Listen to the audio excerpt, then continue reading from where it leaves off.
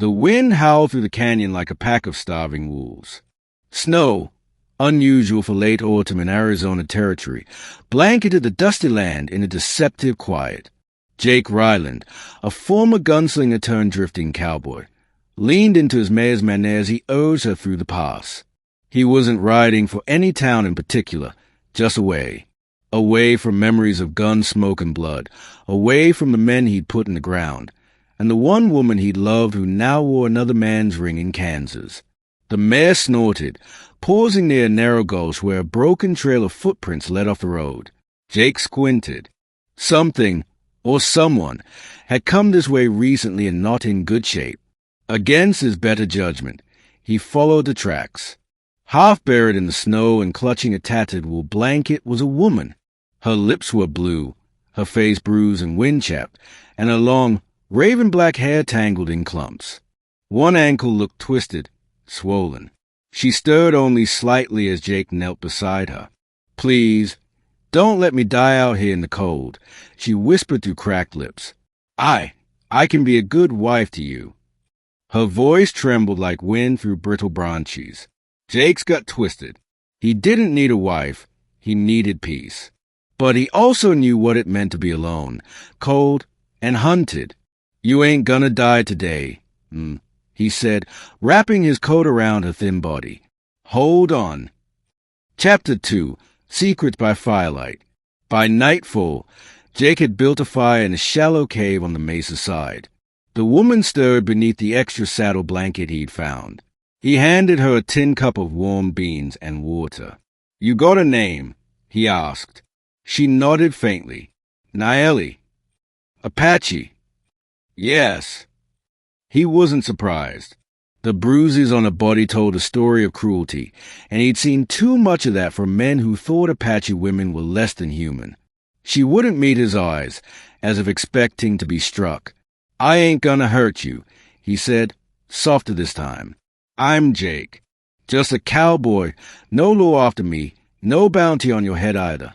I reckon." No, her voice was hoarse. "I ran from them. White men. Ranchers who bought me." Jake flinched. He'd heard of such men in the territory who treated women like property. "You're free now." Tears filled her eyes. "I don't know how to be free." Chapter 3, A Place with No Name. Over the next few days, Jake nursed Nayeli's injuries. He gathered prickly pear and wild greens, hunted rabbits, and shared everything. Slowly, she warmed, physically and emotionally. Her eyes, once dulled by pain, now held a flicker of life. She told him of how she'd been sold by a corrupt Indian agent after her village was raided. She'd been passed from ranch to ranch, used, silenced, and finally cast out when she fought back. "I didn't think anyone would ever help me," she said one morning as she folded the blankets with care, not without expecting something. Jake looked away. "I didn't help you 'cause I wanted a wife. I helped you 'cause no one should die like that, man or woman." She touched his arm lightly. "But if I stayed with you, would that be so wrong?" Jake felt something shift inside him, like a dam cracking under years of guilt and solitude. Not wrong, just unexpected.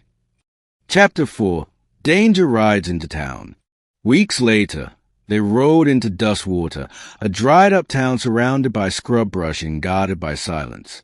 Jake had work lined up with an old friend, Amos Creed, who ran cattle north to Santa Fe. But Dustwater wasn't safe. The ranchers who'd abused Nayeli had connections. One of them, Tom Garrison, was known to ride through Dustwater with hired guns. Jake didn't tell Nayeli, but he'd heard Garrison was looking for a runaway squaw. At the saloon, Jake met Amos and struck a deal. He'd ride with the herd starting next week. That gave them a few days to rest, gather supplies, and maybe make a decision. That night, as they shared stew in a rented room above the general store, Nayeli turned to him. "You think I'm broken?" she asked, eyes glossy with vulnerability. Jake shook his head. "You're the strongest woman I've ever met. You don't have to marry me just to protect me." "I know. But maybe I want to. Maybe I'm tired of running. 2. Chapter 5. Blood in the Dust. Trouble found them faster than expected. The next morning, Garrison rode in with 3 men. One of them had a scar down his jaw. Nayeli gasped when she saw him through the window. Jake handed her a rifle. "Stay here. If they come through that door, shoot." He walked into the street, gun strapped to his hip, coat open. "Ryland," Garrison sneered. "Heard you were playing house with my property." "She ain't yours." Garrison dismounted. "She's an Apache. That makes her less than dote in these parts." Jake drew before the insult could finish leaving his mouth. A single shot rang out. Garrison fell face first into the dust. His men hesitated, then ran. Jake holstered his Colt. He turned to find Nayeli standing in the doorway, rifle lowered, eyes wide. "You killed for me. I'd do it again." Chapter 6. Redemption Road. Dustwater to the sheriff wasn't much of a lawman, but even he knew Garrison had it coming. No one shed a tear for the dead man, and no charges were brought against Jake. Days later, Jake stood outside the small church on the hill. Nayeli came out wearing a white cotton dress borrowed from Amos' wife. Her hair, braided with desert lilies, shimmered in the sunlight. "You sure about this?" he asked. She took his hand. "You saved me from death, Jake. But more than that, you made me believe I'm worth saving." He smiled. "You're more than worth it." They exchanged vows with no preacher but the wind, and no witnesses but the red rocks and a hawk circling high above. Their kiss was slow, certain, and honest. Epilogue. The life they built. Months later, Jake and Nayeli had a homestead near the base of Silver Ridge. It wasn't big, but it was as built with sweat, laughter, and healing. Nayeli tended a small garden and sang Apache lullabies in the evening light. Jake taught her how to shoot better than most men he'd known. They never locked their door. They didn't have to.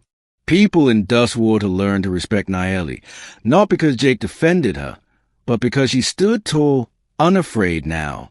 Children followed her when she walked to town, drawn by her kindness.